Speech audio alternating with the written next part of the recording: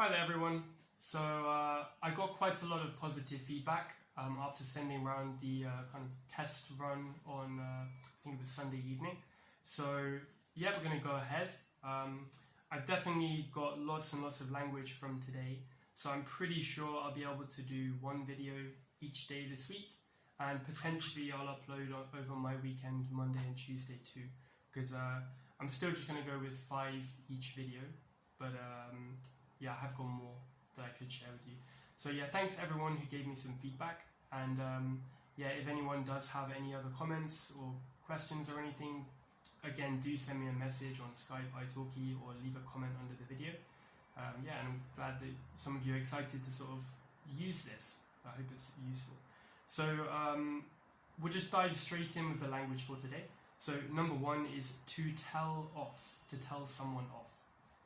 This one's actually interesting because lots of people know the words like punish and shout at, but quite often you'll be told off, but you won't really be shouted at, or maybe not punished so much. So if your mum catches you trying to steal something from your brother's plate, they might say, "Stop doing that, you know, that's bad." They're not really shouting at you, but they're still telling you off. So yeah, if you do something wrong, someone will tell you off. Number 2 is a really nice one. It's what's your secret?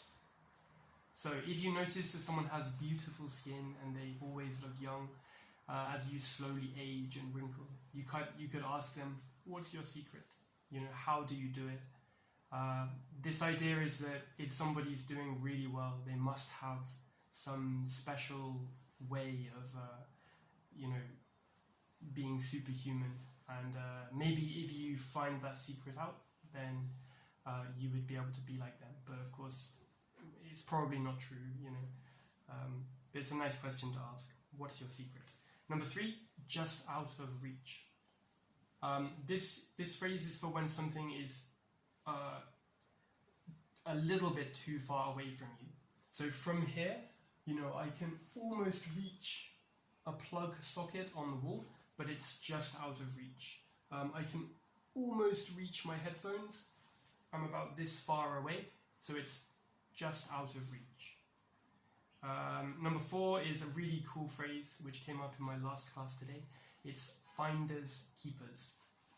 People normally just say finders keepers, but the full phrase is finders keepers, losers weepers. So if someone loses something and you find it, you might take it and say finders keepers, and it means I'm not going to give it back. So normally only kids say this, but yeah, it's an interesting phrase, you know, I suppose familiar for British people, but I guess you guys might not know about it. And number 5 is a really useful phrase for lots of my students. After the birth of my first child, something happened. So for example, it could be, I stopped cycling after the birth of my first child, or I stopped going to the gym so much after the birth of my first child.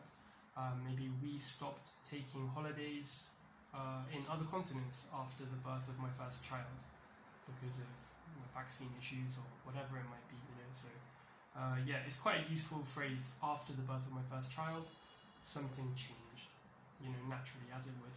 So once again, I've included a Quizlet set under the video. I might also link to the folder which will have all of the sets in.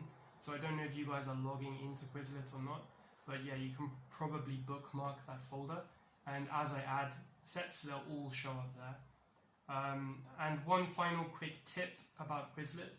I think if you guys are accessing the Quizlet set on a smartphone or kind of some sort of device, you'll probably see the flashcards at the top of the screen as soon as you click on the link. But Quizlet does have other features. It's got learn, write, spell, test, and match. So yeah, do scroll down and try them. The match feature is a really nice quick way to review because yeah, at least with the last set when I was testing it, some of the chunks look quite similar. So you actually have to think, you know, which one matches with which one. And yeah, if you get it wrong, then it makes you think. Also, for the write and test functions on Quizlet, if some of the sentences have two gaps, just remember to put a plus sign between the words, to indicate which words are for which gap.